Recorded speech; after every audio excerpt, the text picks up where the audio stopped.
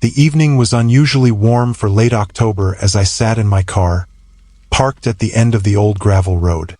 The sun was beginning to set, painting the sky in hues of orange and purple.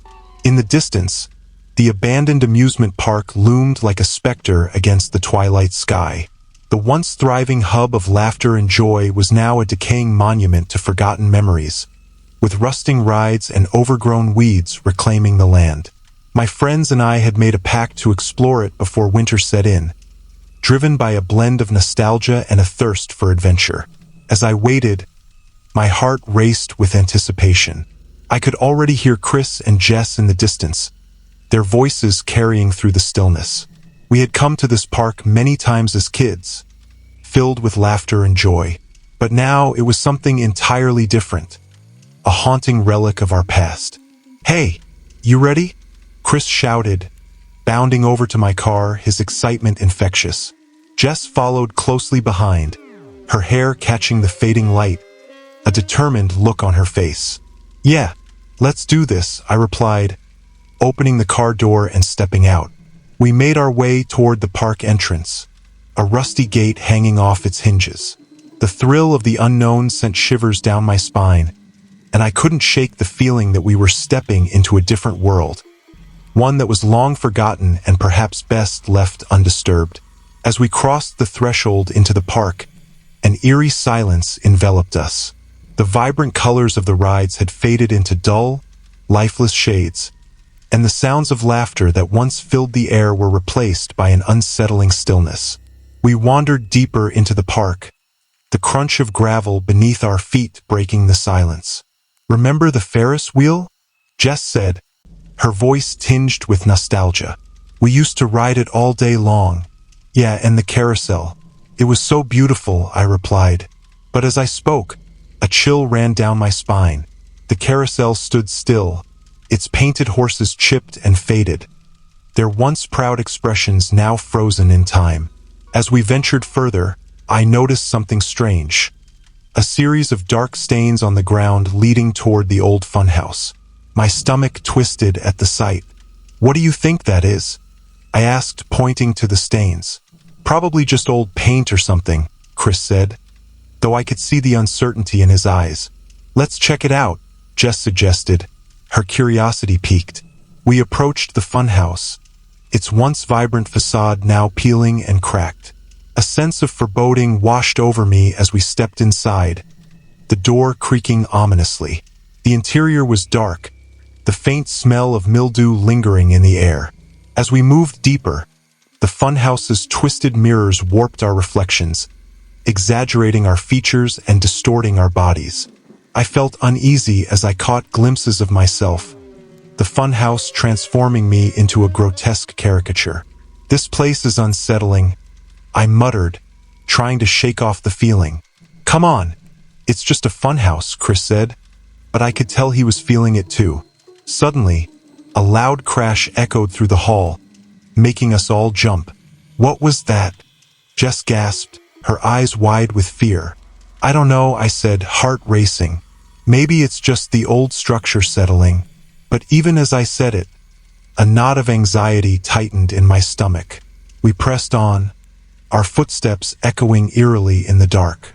As we turned a corner, we stumbled upon a room filled with old carnival props, colorful masks, tattered streamers, and faded posters advertising long-gone attractions. But what caught my eye was a large, ornate mirror standing against the far wall. "Look at this," I said, walking toward it. The glass was surprisingly clear, reflecting our images with an unsettling sharpness. "Creepy," Jess said, crossing her arms as if to shield herself from its gaze. As I leaned closer, something caught my eye in the reflection. A shadow moved behind us, but when I turned, nothing was there. My heart raced, and I glanced back at the mirror. I was certain I saw a figure standing just out of view, a fleeting glimpse that sent a chill down my spine. "Guys, I think we should leave," I said, my voice shaking slightly. "Why? We just got here," Chris protested, though I could sense his confidence wavering. "I just have a bad feeling," I replied, feeling an overwhelming urge to escape. Before I could say anything more, Jess suddenly gasped, her eyes wide with terror. "Look!"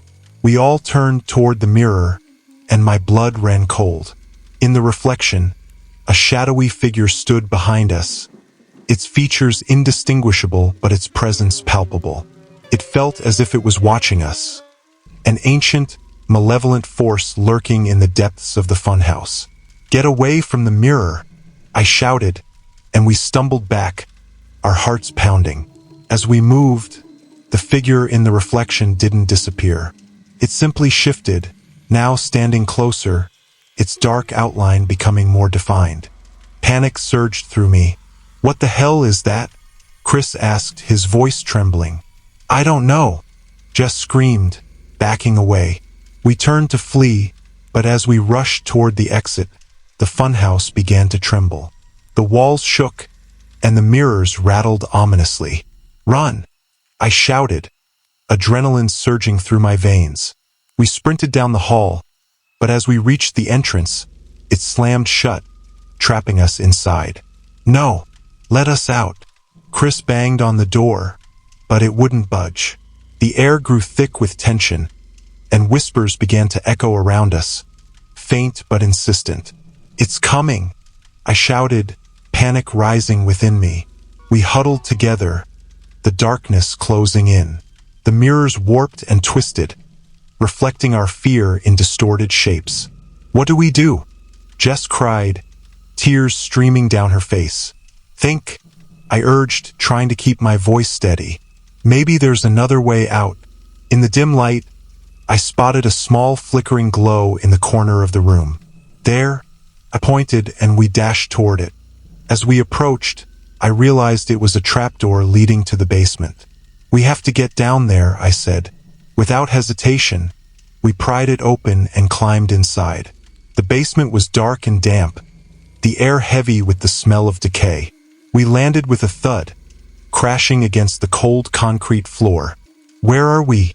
Jess gasped, her breath coming in quick bursts. "I don't know," I replied, my heart racing. "But we have to find a way out."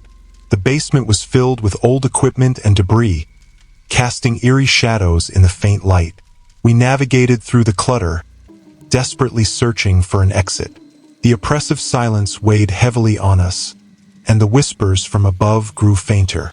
"There has to be a way out," Chris said, looking around. "We can't stay here."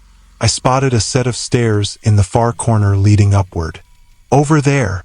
I shouted, and we rushed toward it. As we climbed the stairs, the whispers faded further, replaced by the sound of our pounding hearts. At the top, I hesitated. What if it's just another trap? "Only one way to find out," Chris said, his voice steady. With a deep breath, I pushed open the door.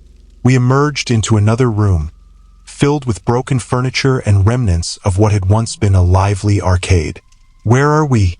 Jess asked, glancing around in confusion. "I think we're in the old arcade," I said, my voice barely above a whisper.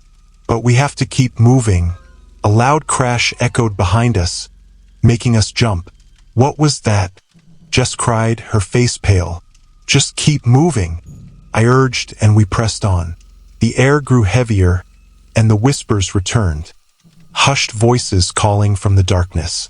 "We're not alone," I muttered, panic bubbling beneath the surface. We rushed toward a set of double doors at the far end of the room. Chris pushed them open, and we stumbled outside, into the park's main square. The decaying remnants of carnival rides surrounded us. The moon hung high, casting an eerie glow. "Did we make it?" Jess asked, breathless. "Yeah, but we need to get out of here now," I said, scanning the area for any signs of danger. We moved quickly through the park, adrenaline fueling our escape. At last, we reached the entrance. I glanced back one last time. The funhouse stood silent, its darkened windows staring back like hollow eyes. I could almost see the figure watching from the shadows, a chilling reminder of the terror we had just escaped. When we finally reached my car, I fumbled with the keys, my hands shaking. "Hurry! Get in!" I shouted, and we piled in, slamming the doors shut. The engine roared to life and we sped down the gravel road. The park disappeared in the rearview mirror. Did that really just happen? Jess whispered, her voice trembling. I don't know, I said, shaking my head in disbelief. But I'm never going back there.